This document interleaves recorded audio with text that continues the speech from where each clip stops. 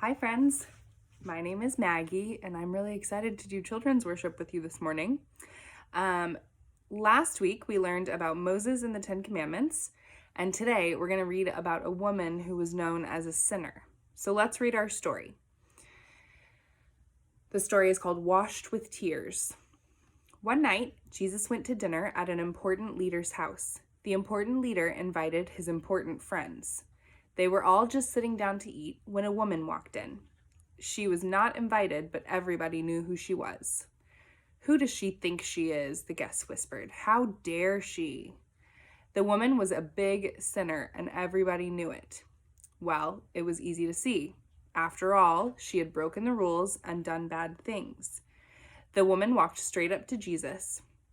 She was carrying some very expensive perfume. Now, the thing about perfume back then is that it didn't come in bottles. It came in jars, and the jars were made out of precious stone like alabaster. But here's the catch. The jars didn't have a lid or a stopper or anything on top. So the only way you could get anything out of the jar is if you broke it. And once you broke the jar, that was it. You had no more. Most people didn't use perfume because it was too precious. They just kept it on a shelf and looked at it. So you see, the perfume was the most precious thing that this woman had in all the world. It was her treasure. And the woman knelt down before Jesus like he was king. She held Jesus' feet in her hands and she started to cry. Her tears fell onto Jesus' feet, washing them.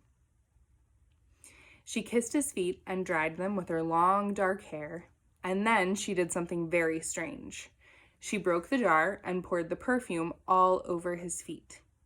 Everybody gasped. What a waste. Over somebody's feet? Such expensive perfume.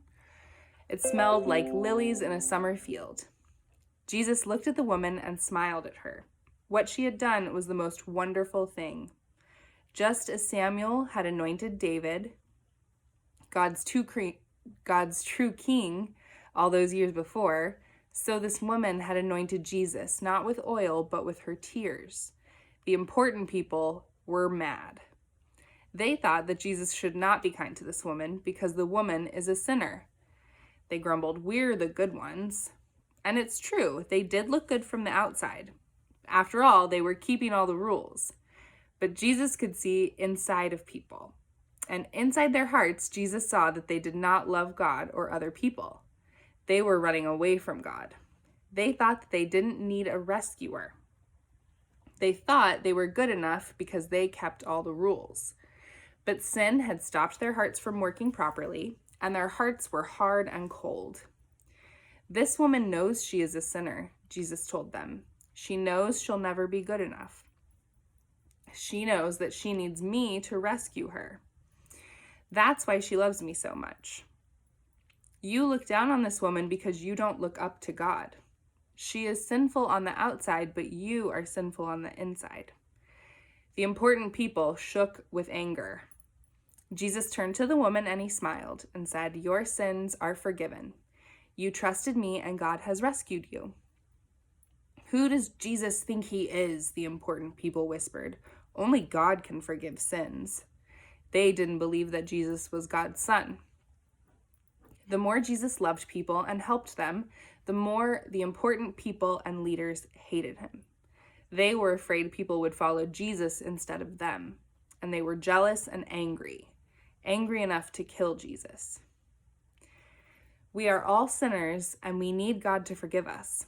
The important people in the story think that they are not sinners and that they don't need Jesus.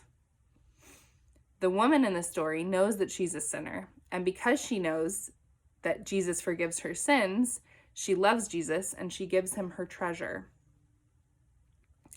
Our memory verse for this week is, "And he said to the woman, 'Your faith has saved you. Go in peace.'" That's Luke chapter 7, verse 50. We're going to say it 2 more times so we can start to memorize it. "And he said to the woman, 'Your faith has saved you. Go in peace.'" Should we do it 1 more time? "And he said to the woman, 'Your faith has saved you. Go in peace.'" Luke chapter 7, verse 50. Okay, everybody's favorite part. In your email from Miss Lauren, you will find a craft with a paper plate. All you have to do is follow Miss Lauren's directions, and you will get to create your own perfume bottle. Have a great week, and we will see you soon.